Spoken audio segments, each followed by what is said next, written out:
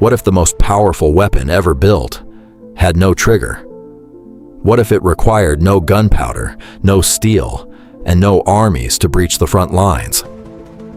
In the 1930s, one man held an entire nation in the palm of his hand, not through military conquest alone, not merely through the brute force of secret police, but through something far more terrifying: words, images, carefully engineered emotion, total belief.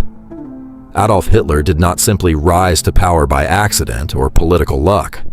He engineered it, systematically, deliberately, and with frightening psychological precision.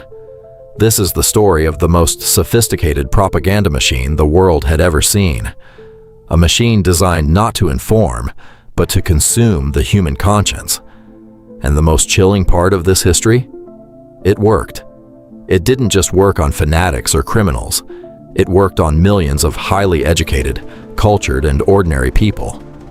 How does a failed artist from Austria become the most feared man on earth?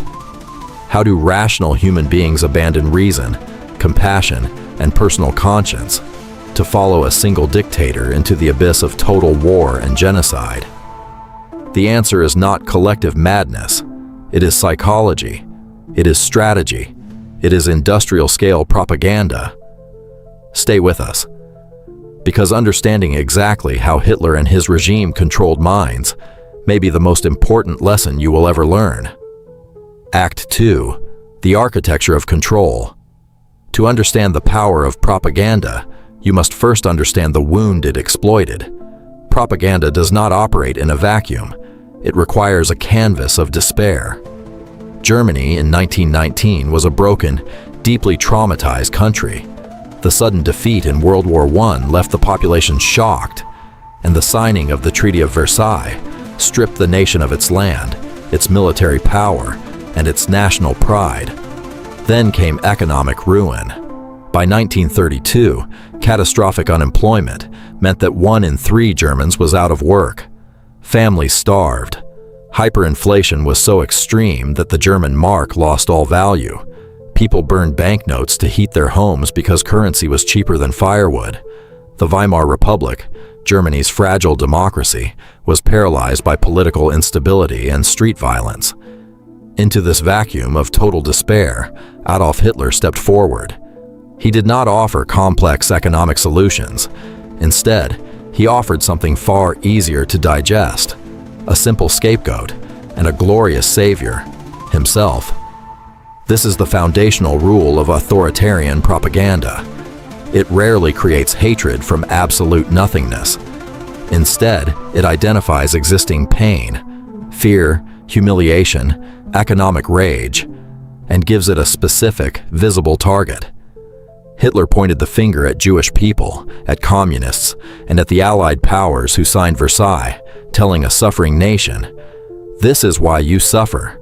This is your enemy, and I am your only shield." The art of propaganda lies in understanding the emotional ideas of the great masses and finding the way to the heart of the broad masses. Adolf Hitler, Mein Kampf, 1925. Every complex machine needs an engineer.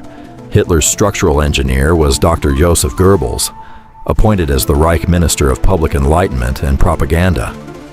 A small man with a permanent limp, Goebbels possessed a sharp, deeply cynical mind.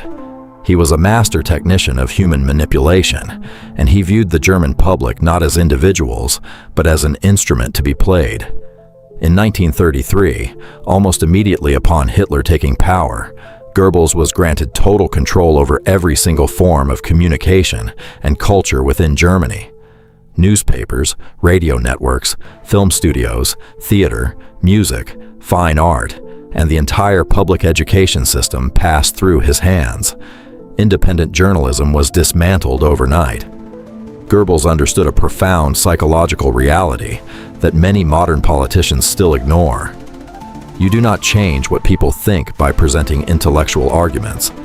You change what they feel by capturing their imagination. His ministry grew into a massive bureaucratic empire, employing thousands of writers, filmmakers, radio producers, and graphic artists. They worked toward a singular, relentless goal: to make National Socialism not just a political party, but an unassailable secular religion. Section 3. The tools of the machine. The propaganda machine ran on 4 primary engines. Each was revolutionary for its time, and each deserves close analysis because advanced versions of these exact tools are still operating in our societies today. Radio. The voice in every home. When Hitler came to power in 1933, less than 25% of German households owned a radio. Goebbels saw this as a critical vulnerability. The Nazi government immediately ordered the mass production of a cheap, accessible radio receiver, the Volksempfänger, or the People's Receiver. Sold at heavily subsidized prices, it was affordable for almost every working-class family. However, the technology carried a dark catch. Its tuning range was deliberately engineered to be short. It could easily pick up domestic German stations, but it could not tune into foreign broadcasts. For the first time in human history, a totalitarian state could speak directly into the private living rooms of an entire nation simultaneously, every single day. Hitler's major speeches became mandatory national events. Factory work stopped, public square loudspeakers blared, and restaurants were forced to broadcast his voice. There was no escape from the repetition. Film mature. The Dream Factory. In the 1930s, cinema was the ultimate medium of mass entertainment. Goebbels quickly nationalized the entire German film industry. No script could be shot, and no movie could be screened without his personal rubber stamp. Some films were overt weapons of hate, such as Der ewige Jude, The Eternal Jew, a deeply malicious pseudo-documentary that compared human populations to vermin. But Goebbels knew that overt political messaging could alienate people.